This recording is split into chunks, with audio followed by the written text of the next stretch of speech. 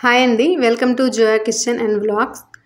ఈరోజు మనం గోధుమ పిండితో బిస్కెట్స్ ప్రిపేర్ చేసుకుందామండి, అది కూడా ఓవెన్ లేకుండా. ప్లీజ్ అండి వీడియో లాస్ట్ వరకు స్కిప్ చేయకుండా చూడండి.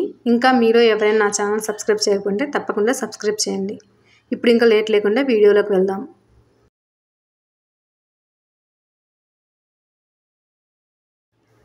ముందుగా బిస్కెట్స్ కోసం ఒక కప్పు గోధుమ పిండి తీసుకున్నానండి. కావాలంటే మైదా పిండి కూడా తీసుకోవచ్చు.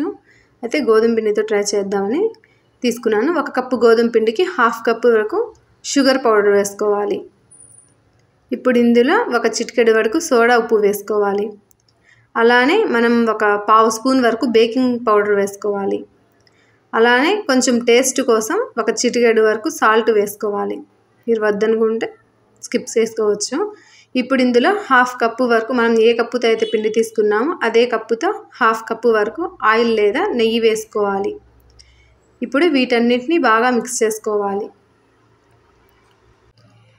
ఇది అప్పటికప్పుడు ఇంట్లోనే అన్నీ ఉంటాయి కాబట్టి ప్రిపేర్ చేసుకోవచ్చండి. చాలా ఈజీగా కూడా ఉంటుంది. ఈ పిండి ఈ విధంగా కలిపితే ముద్దలాగా రావాలి.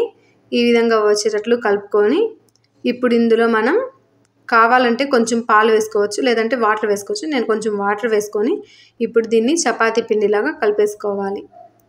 చూసారు కదండి, ఈ విధంగా చపాతీ ముద్దలాగా వచ్చింది.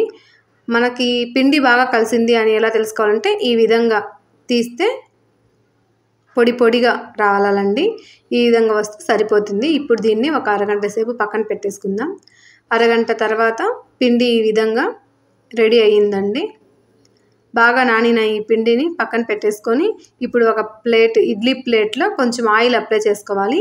ఇప్పుడు పక్కన పెట్టుకున్న ఈ పిండిని చిన్న చిన్న బాల్స్ లాగా తీసుకొని ఈ ఇడ్లీ ప్లేట్స్ మీద పెట్టేసుకోవాలండి. దీనికి కొంచెం డిజైన్గా ఉంటే బాగుంటుందని నేను కత్తితో ఈ విధంగా డిజైన్ లాగా చేశానండి. మీరు వద్దనుకుంటే అలానే చేసుకోవచ్చు. కావాలంటే వీటి మీద డ్రై ఫ్రూట్స్ కూడా వేసుకోవచ్చు అండి. చాలా అంటే చాలా బాగుంటుంది. ఇదే విధంగా మొత్తం ప్లేట్ మొత్తం బిస్కెట్స్ లాగా చేసుకోవాలి పిండి మొత్తాన్ని. ఇప్పుడు మనం ఒక ఇడ్లీ పాత్ర లేదా మందటి పాత్ర ఏమైనా ఉంటే అందులో ఈ ప్లేట్స్ పెట్టేసుకొని కావాలంటే స్టాండ్ వేసుకోవచ్చు, ఇసుక వేసుకోవచ్చు. దాని మీద ఇలా ప్లేట్స్ పెట్టుకొని కూడా కుక్ చేసుకోవచ్చు. వీటిని ఒక 45 మినిట్స్ వరకు మీడియం ఫ్లేమ్లో పెట్టుకొని కుక్ చేసుకోవాలండి. ఇది కుక్ అయిపోయిందండి. 40 మినిట్స్ తర్వాత తీసి చూస్తే ఇలా ఉంది. అంతే అండి, బిస్కెట్స్ రెడీ అయిపోయినాయి.